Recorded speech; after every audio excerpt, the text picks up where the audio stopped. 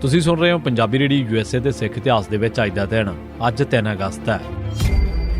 3 ਅਗਸਤ 1930 ਅਕਾਲੀ ਆਗੂ ਬਾਬਾ ਖੜਕ ਸਿੰਘ ਰਾਈਸ ਸਿਆਲਕੋਟ ਵਾਲੇ ਬੜੀ ਅੜੀਅਲ ਤਬੀਅਤ ਦੇ ਮਾਲਕ ਸਨ। 1929 ਦੇ ਵਿੱਚ ਉਹਨਾਂ ਨੇ ਕਾਂਗਰਸ ਦੇ ਖਿਲਾਫ ਜਹਾਦ ਖੜਾ ਕਰੀ ਰੱਖਿਆ ਸੀ।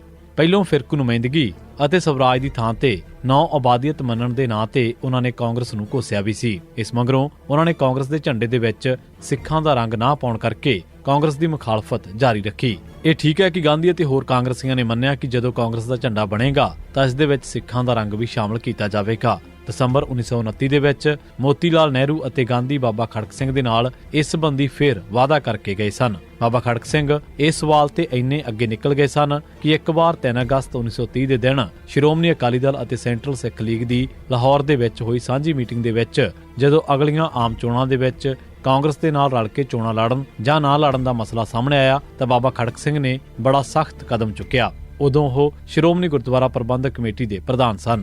ਕਾਂਗਰਸ ਦੇ ਨਾਲ ਮਿਲਵਰਤਨ ਦੇ ਮਸਲੇ ਤੇ 3 ਅਗਸਤ 1930 ਦੇ ਦਿਨ ਅਕਾਲੀ ਦਲ ਦੀ ਇੱਕ ਮੀਟਿੰਗ ਰੱਖੀ ਹੋਈ ਸੀ।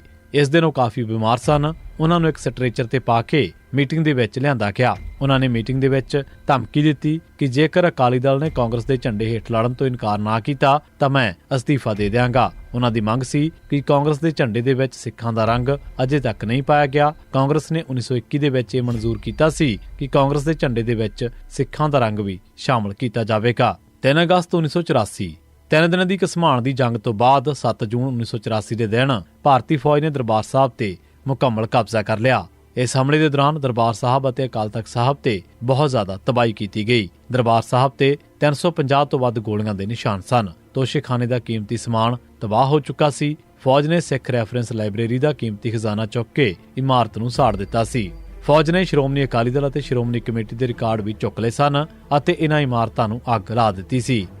ਅਕਾਲ ਤਖਤ ਸਾਹਿਬ ਦੀ ਇਮਾਰਤ ਬੁਰੀ ਤਰ੍ਹਾਂ ਨਾਲ ਤਬਾਹ ਹੋ ਚੁੱਕੀ ਸੀ। ਇਸੇ ਦੌਰਾਨ ਹੀ ਸਿੱਖ ਵਿਦਵਾਨ ਅਤੇ ਆਗੂਆਂ ਨੇ ਇਹ ਆਖਣਾ ਸ਼ੁਰੂ ਕਰ ਦਿੱਤਾ ਸੀ ਕਿ ਅਕਾਲ ਤਖਤ ਸਾਹਿਬ ਦੀ ਤਬਾਹ ਹੋਈ ਇਮਾਰਤ ਨੂੰ ਹੂਬਹੂ ਰੱਖਿਆ ਜਾਵੇ ਤਾਂ ਜੋ ਆਉਣ ਵਾਲੀਆਂ ਨਸਲਾਂ ਇੰਦਰਾ ਦੇ ਹੁਕਮ ਦੇ ਨਾਲ ਭਾਰਤੀ ਫੌਜ ਵੱਲੋਂ ਅਕਾਲ ਪੁਰਖ ਦੇ ਤਖਤ ਤੇ ਕੀਤੇ ਗਏ ਹਮਲੇ ਨੂੰ ਕਦੇ ਵੀ ਨਾ ਭੁਲਾ ਸਕਣ। ਭਾਰਤੀ ਫੌਜ ਅਤੇ ਸਰਕਾਰੀ ਸੂਈਆਂ ਨੇ ਇਸ ਕਰਕੇ ਇੰਦਰਾ ਨੂੰ ਸਲਾਹ ਦਿੱਤੀ ਸੀ ਕਿ ਦਰਬਾਰ ਸਾਹਿਬ ਨੂੰ ਉਦੋਂ ਤੱਕ ਸੀਲ ਰੱਖਿਆ ਜਾਵੇ ਜਦੋਂ ਤੱਕ ਅਕਾਲ ਤਖਤ ਸਾਹਿਬ ਦੀ ਇਮਾਰਤ ਦੀ ਪੂਰੀ ਮੁਰੰਮਤ ਨਾ ਹੋ ਜਾਵੇ। ਪਰ 2 ਮਹੀਨੇ ਮਗਰੋਂ ਤੱਕ ਵੀ ਸਰਕਾਰ ਕੁਝ ਨਾ ਕਰ ਸਕੀ। ਇਹ ਸਾਰਾ ਸਮਾਂ ਫੌਜ ਨੇ ਦਰਬਾਰ ਸਾਹਿਬ ਦੇ ਵਿੱਚ ਸਿੱਖਾਂ ਦਾ ਦਾਖਲਾ ਬੰਦ ਰੱਖਿਆ ਸੀ। 3 ਅਗਸਤ 1984 ਦੇ ਦਿਨ ਕਾਂਗਰਸ ਵਿਰੋਧੀ ਪਾਰਟੀਆਂ ਨੇ ਪਾਰਲੀਮੈਂਟ ਦੇ ਵਿੱਚ ਸਰਕਾਰ ਤੋਂ ਇਹ ਮੰਗ ਕੀਤੀ ਕਿ ਦਰਬਾਰ ਸਾਹਿਬ ਦੇ ਵਿੱਚੋਂ ਫੌਜ ਵਾਪਸ ਬੁਲਾਈ ਜਾਵੇ। 3 ਅਗਸਤ 1990 ਦੇ ਦਿਨ ਪੰਜਾਬ ਪੁਲਿਸ ਨੇ ਜਸਵੰਤ ਸਿੰਘ ਪੁੱਤਰ ਮੋਹਨ ਸਿੰਘ ਵਾਸੀ ਚੰਡੋਕੇ ਨੇੜੇ ਧਰਮਕੋਟ ਬੱਗਾ ਜ਼ਿਲ੍ਹਾ ਗੁਰਦਾਸਪੁਰ ਨੂੰ ਇੱਕ ਨਕਲੀ ਮੁਕਾਬਲੇ ਦੇ ਵਿੱਚ ਸ਼ਹੀਦ ਕਰ ਦਿੱਤਾ। 3 ਅਗਸਤ 1991 ਦੇ ਦਿਨ ਪੰਜਾਬ ਪੁਲਿਸ ਨੇ ਮਨੋਹਰ ਸਿੰਘ ਪੁੱਤਰ ਅਜੀਤ ਸਿੰਘ ਵਾਸੀ ਭਾਈਕਾਵਾੜਾ ਨੇੜੇ ਕੱਲ ਖੁਰਦ ਜ਼ਿਲ੍ਹਾ ਮੋਗਾ ਨੂੰ ਇੱਕ ਨਕਲੀ ਮੁਕਾਬਲੇ ਦੇ ਵਿੱਚ ਸ਼ਹੀਦ ਕਰ ਦਿੱਤਾ। ਇਸੇ ਦਿਨ ਪੰਜਾਬ ਪੁਲਿਸ ਨੇ ਮੰਗਲ ਸਿੰਘ ਬਿਜਲੀ ਵਾਸੀ ਚਾਟੀਵਿੰਡ ਅੰਮ੍ਰਿਤਸਰ, ਪ੍ਰਭਜੋਤ ਸਿੰਘ ਉਰਫ ਮਰੂਤੀ ਬਾਬਾ ਵਾਸੀ ਅੰਮ੍ਰਿਤਸਰ, ਭੁਪਿੰਦਰ ਸਿੰਘ ਬਿੱਟੂ ਉਰਫ ਸੁੱਚਾ ਸਿੰਘ ਪਾਇਲਟ ਵਾਸੀ ਸੈਣਾ ਤਰਨਤਾਰਨ, ਜਸਵੰਤ ਸਿੰਘ ਜੱਸਾ ਵਾਸੀ ਜੱਬੋਵਾਲ ਨੂੰ ਵੀ ਨਕਲੀ ਮੁਕਾਬਲਿਆਂ ਦੇ ਵਿੱਚ ਸ਼ਹੀਦ ਕਰ ਦਿੱਤਾ। 3 ਅਗਸਤ 1992 ਦੇ ਦਿਨ ਪੰਜਾਬ ਪੁਲਿਸ ਨੇ ਸੁਖਰਾਮ ਸਿੰਘ ਕੁਲਾਰਾ, ਸੁਖਦੇਵ ਸਿੰਘ ਬਲਗਣਾ, ਰਾਮ ਰਜਿੰਦਰ ਸਿੰਘ ਜਾਮਾ ਰਾਏ, ਮਨਜੀਤ ਸਿੰਘ ਠੱਠਾ ਅਤੇ 10 ਹੋਰ ਸਿੱਖਾਂ ਨੂੰ ਨਕਲੀ ਮੁਕਾਬਲੇ ਦੇ ਵਿੱਚ ਸ਼ਹੀਦ ਕਰ ਦਿੱਤਾ। 29-30 ਜੁਲਾਈ 1992 ਦੀ ਰਾਤ ਨੂੰ ਮਾਡਲ ਟਾਊਨ ਐਕਸਟੈਂਸ਼ਨ ਲੁਧਿਆਣਾ ਦੇ ਵਿੱਚ ਕੌਰ ਸਿੰਘ ਦੇ ਘਰ ਤੇ ਹਮਲਾ ਕਰਕੇ ਖਾਲਿਸਤਾਨ ਲਿਬਰੇਸ਼ਨ ਫੋਰਸ ਦੇ ਜਰਨੈਲ ਗੁਰਜੰਟ ਸਿੰਘ ਬੁੱਧ ਸਿੰਘ ਵਾਲਾ ਨੂੰ ਕਤਲ ਕਰ ਦਿੱਤਾ ਗਿਆ ਸੀ। ਗੁਰਜੰਟ ਸਿੰਘ ਦੇ ਕਤਲ ਤੇ ਪੰਜਾਬ ਦੇ ਵਿੱਚ 3 ਅਤੇ 4 ਅਗਸਤ 2 ਦਿਨ ਮੁਕੰਮਲ ਪੰਜਾਬ ਬੰਦ ਕੀਤਾ ਗਿਆ। 3 ਅਗਸਤ 1993 ਦੇ ਦਿਨ ਪੰਜਾਬ ਪੁਲਿਸ ਨੇ ਗੁਰਬਖਸ਼ ਸਿੰਘ ਘੁੱਕਰ ਨੂੰ ਇੱਕ ਨਕਲੀ ਪੁਲਿਸ ਮੁਕਾਬਲੇ ਦੇ ਵਿੱਚ ਸ਼ਹੀਦ ਕਰ ਦਿੱਤਾ।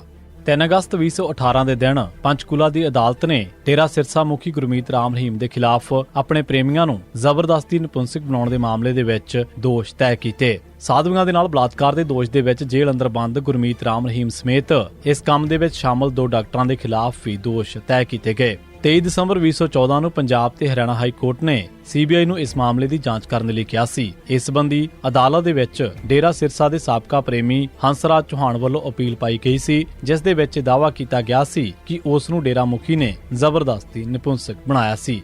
3 ਅਗਸਤ 2020 ਦੇ ਦਿਨ ਪੰਥ ਦੇ ਵਿੱਚੋਂ ਛੇਕੇ ਗਏ ਸਾਬਕਾ ਅਕਾਲੀ ਮੰਤਰੀ ਸੁੱਚਾ ਸਿੰਘ ਲੰਗਾਹ ਨੇ ਇਤਿਹਾਸਿਕ ਗੁਰਦੁਆਰਾ ਗੜੀ ਬਾਬਾ ਬੰਦਾ ਸਿੰਘ ਬਹਾਦਰ ਗੁਰਦਾਸ ਨੰਗਲ ਦੇ ਵਿੱਚ 5 ਪਿਆਰਿਆਂ ਅੱਗੇ ਪੇਸ਼ ਹੋ ਕੇ ਖਿਮਾ ਯਾਚਨਾ ਕੀਤੀ। 5 ਪਿਆਰਿਆਂ ਨੇ ਲੰਗਾਹ ਨੂੰ 21 ਦਿਨ ਰੋਜ਼ਾਨਾ 1 ਘੰਟਾ ਗੁਰੂ ਘਰ ਦੇ ਵਿੱਚ ਝਾੜੂ ਮਾਰਨ ਦੀ ਤਨਖਾਹ ਲਾਈ ਅਤੇ ਦੁਬਾਰਾ ਅੰਮ੍ਰਿਤਪਾਨ ਕਰਵਾਇਆ। ਇਸ ਬਾਰੇ ਸ੍ਰੀ ਅਕਾਲ ਤਖਤ ਸਾਹਿਬ ਦੇ ਕਾਰਜਕਾਰੀ ਜਥੇਦਾਰ ਗਿਆਨੀ ਹਰਪ੍ਰੀਤ ਸਿੰਘ ਦੇ ਨਿੱਜੀ ਸਹਾਇਕ ਜਸਪਾਲ ਸਿੰਘ ਨੇ ਦੱਸਿਆ ਸੀ ਕਿ ਲੰਗਾਹ ਨੂੰ ਅਜੇ ਅਕਾਲ ਤਖਤ ਸਾਹਿਬ ਤੋਂ ਮਾਫੀ ਨਹੀਂ ਮਿਲੀ ਹੈ। ਇਸ ਸਮੇਂ ਲੰਗਾਹ ਆਪਣੇ ਪਰਿਵਾਰ ਸਣੇ 5 ਪਿਆਰਿਆਂ ਅੱਗੇ ਪੇਸ਼ ਹੋਇਆ ਸੀ। ਲੰਗਾਹ ਦੀ ਇੱਕ ਇਤਰਾਜ਼ਯੋਗ ਅਸ਼ਲੀਲ ਵੀਡੀਓ ਵਾਇਰਲ ਹੋਣ ਮਗਰੋਂ ਉਸ ਨੂੰ ਅਕਾਲ ਤਖਤ ਸਾਹਿਬ ਤੋਂ 5 ਸਿੰਘ ਸਹਿਬਾਨ ਵੱਲੋਂ ਪੰਥ ਦੇ ਵਿੱਚੋਂ ਛੇਕ ਦਿੱਤਾ ਗਿਆ ਸੀ। ਉਸ ਵੇਲੇ ਉਹ ਸ਼੍ਰੋਮਣੀ ਕਮੇਟੀ ਦਾ ਮੈਂਬਰ ਵੀ ਸੀ ਅਤੇ ਸ਼੍ਰੋਮਣੀ ਅਕਾਲੀ ਦਲ ਦਾ ਸਰਗਰਮ ਆਗੂ ਵੀ ਸੀ। ਇਸ ਦੀ ਸਿੱਖ ਇਤਿਹਾਸ ਦੇ ਵਿੱਚ ਅੱਜ ਦਾ ਦਿਨ। ਤੁਸੀਂ ਸੁਣਦੇ ਰਹੋ ਪੰਜਾਬੀ ਰੇਡੀਓ USA।